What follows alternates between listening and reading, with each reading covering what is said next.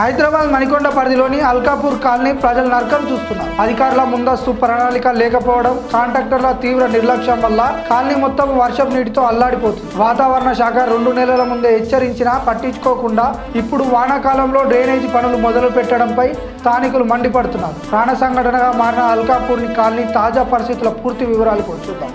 ఎంత ఘోరంగా చూడండి. వర్షాలు ఆల్రెడీ 2 months బిఫోరే చెప్పారు. ఇక్కడ క్లియర్ కట్ గా ఏది తెలంగాణ వెదర్మెన్ చెప్పారు వర్షాలు పడతాయి, మనకు ఈ June 1st నుంచి వచ్చేసి 15 వరకు భారీ వర్షాలు ఉన్నాయని చెప్పారు. చెప్పిన తర్వాత కూడా తెలిసి కూడా ఈ పనులు మొదలు పెట్టడము ఇది ఎవరి కోసము, ఏదో ప్రజల కోసం ఉపయోగపడి చేస్తలేరు. ఒక ఆనంద అనే గ్రూప్ కోసము వాళ్ళ రియల్ ఎస్టేట్ కు సపోర్ట్ చేస్తూ వాళ్ళ మద్దతు కోసం చేస్తున్న రోడ్డు తప్ప ఇది సరే అన్హార్ వీళ్ళ కోసం చేస్తున్న పైప్ లైన్ తప్ప ఏదో ప్రజల కోసం చేస్తున్నది కాదు. ఇప్పుడు ఇంతమంది ప్రజలకు ఇబ్బంది పడిపోతున్నారు. మొత్తం అంతా పెద్ద సీనియర్ సిటిజన్స్ తో మాట్లాడడం అక్కడంతా ఇబ్బంది పడిపోతున్నారు. ఉన్న అపార్ట్మెంట్ నీళ్ళు వచ్చే మొత్తం కంప్లీట్ గా అన్ని చేసేసి ఎన్నిసార్లు చెప్పినారు ప్రికాషన్ లేదు, అసలు కంప్లైంట్ లేదు,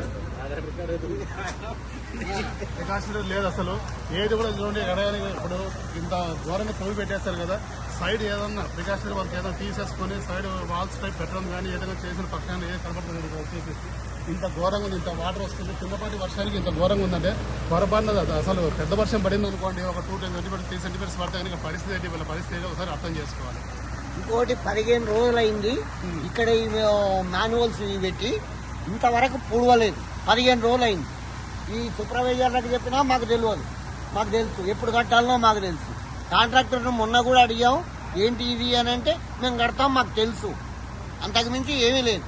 వీళ్ళకి అసలు వర్క్ చేసే సిస్టమ్ కూడా తెలియదు వీళ్ళకి. అది ఎవరి కోసం వేస్తున్నారు, మీకోసమే కదా వేసేది. ఇది ఎవరు మన గురించి ఎందుకు వేస్తున్నారు? మావి కాదు ఇవి, మా ఆల్మోస్ట్ డ్రైనేజ్ ఉంది. అవును, మీ డ్రైనేజ్ ఇక్కడ నుండి నీట్ గా నీళ్లు పోతున్నాయి. ఇవి ఎవరి కోసం? అనుహారు అండ్ ఆనంద పూజ వాళ్ళ గురించి.